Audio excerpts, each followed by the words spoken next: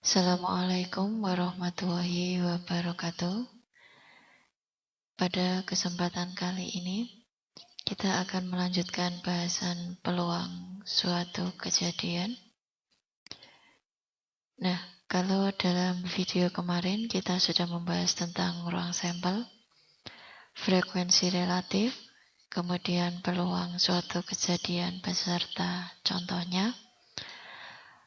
Pada kesempatan kali ini kita akan membahas tentang komplement suatu kejadian dan frekuensi harapan suatu kejadian. Oke. Komplement suatu kejadian. Nah, apa yang dimaksud dengan komplement suatu kejadian? Jadi misalkan ada kejadian A, maka komplement dari kejadian A ini adalah kejadian yang bukan kejadian A. Nah, di sini kejadian bukan A dari himpunan S itu ditulis dengan simbol A aksen atau A komplement dan disebut sebagai komplement dari A. Kemudian masalah anggotanya, jika A mempunyai A elemen dan S ini ruang sampel mempunyai N elemen, maka A komplement atau A aksen itu mempunyai N - A elemen. Jadi misalkan ruang sampelnya ada 6, anggota himpunan A-nya ada 2, maka A komplement anggotanya ada 6 dikurangi 2. Maka PA aksen atau PA komplement ini adalah peluang tidak terjadinya A.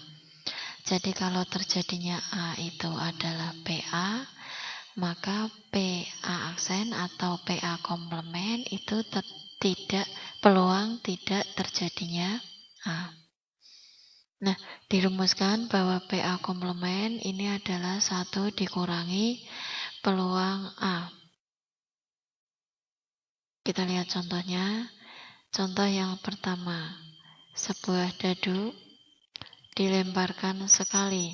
Sebuah dadu dilemparkan sekali. Maka ruang sampelnya ada 6. Ya, 1, 2, 3, 4, 5, 6. Nah, di sini peluang munculnya mata dadu bukan mata dadu prima ganjil. Nah, kita sebutkan saja mata dadu prima ganjil. Mata dadu prima ganjil, ya, angka prima kan 2, 3, 5. Maka yang prima dan ganjil yaitu 3 dan 5. Nah, ini. Maka di sini NA-nya ada 2, banyaknya kejadian A. Maka peluangnya adalah 2/6.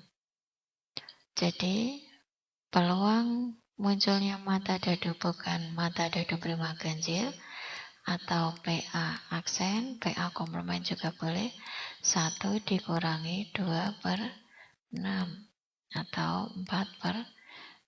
Disederhanakan ya boleh berapa? 2/3. Nah, semisal tidak ingin menggunakan rumus komplement, ya boleh-boleh saja. Ruang sampelnya masih tetap 6. Misalkan saya namakan kejadiannya B misal. Bukan mata dadu prima ganjil, kalian bisa sebutkan. Berarti ada 1, 2, 4, 6. Ya, ini namanya bukan mata dadu prima ganjil. Nah, maka banyaknya kejadian ada 4, peluangnya atau PP-nya adalah 4/6 atau 2/3 sama. Ya, jadi dalam konteks peluang komplement ini kalian bisa menggunakan rumus komplement atau tidak menggunakan rumus komplement, pakai peluang biasa juga bisa. Ya. Kita lihat contoh yang kedua. Di sini ada 3 keping uang logam dilemparkan bersama-sama. Ruang sampelnya ada berapa? Pelemparan 3 keping uang logam. Oke, ruang sampelnya ada 8, betul.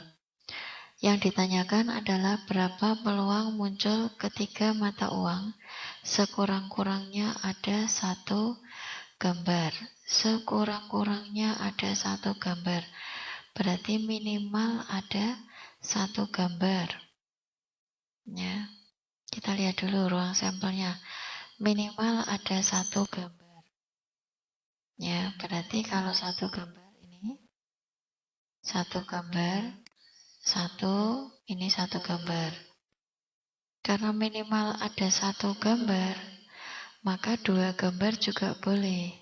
2 gambar, 2 gambar, 2 gambar.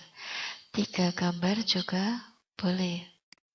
Nah, maka ketika tidak menggunakan rumus peluang komplement, berarti sekurang-kurangnya 1 gambar, banyaknya kejadian ada 7, maka peluangnya adalah 7/8. Nah, kalau menggunakan rumus komplement bagaimana? Bisa. Kalau sekurang-kurangnya 1 gambar, paling sedikit 1 gambar, berarti yang komplement apa? Ya, berarti yang tidak ada gambarnya, maka yang angka semua. Nah, yang ini angka semua.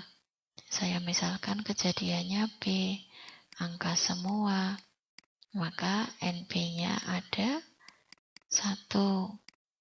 Maka PB-nya ada 1/8. Maka peluang B komplement, ya, peluang B komplement 1 dikurangi 1/8. Sama saja hasilnya. Tapi dalam konteks soal seperti ini, mungkin akan lebih mudah dicerna jika menggunakan peluang biasa, tidak menggunakan peluang komplement. Ya, karena untuk menganalisa ketiganya mata uang sekurang-kurangnya 1 gambar, lebih mudah dengan peluang biasa. Ya. Oke, lanjut. Frekuensi harapan. Dalam sejumlah percobaan, frekuensi harapan dari suatu kejadian ini sama dengan peluang kejadian tersebut dikalikan dengan banyaknya percobaan. Nah, jika E adalah suatu kejadian dalam ruang sampel S dan PE adalah peluang terjadinya E dalam N kali percobaan, maka frekuensi harapan kejadian E ini didefinisikan dengan FE sama dengan PE dikali N. Jadi frekuensi harapan itu adalah peluang dikalikan dengan banyaknya percobaan. Nah, di sini misalkan diketahui peluang seorang menembak tepat sasaran adalah 1/5. Jika penembak itu menembak 150 kali, ini banyak percobaan, ini peluangnya. Berapa banyak tembakan yang diharapkan mengenai sasaran? Yang tepat sasaran peluangnya 1/5, maka frekuensi harapan tembakan diharapkan mengenai sasaran, ya FE-nya sama dengan peluangnya 1/5 dikalikan dengan banyaknya percobaan 150. Jadi ada 30 kali yang tepat sasaran. Oke.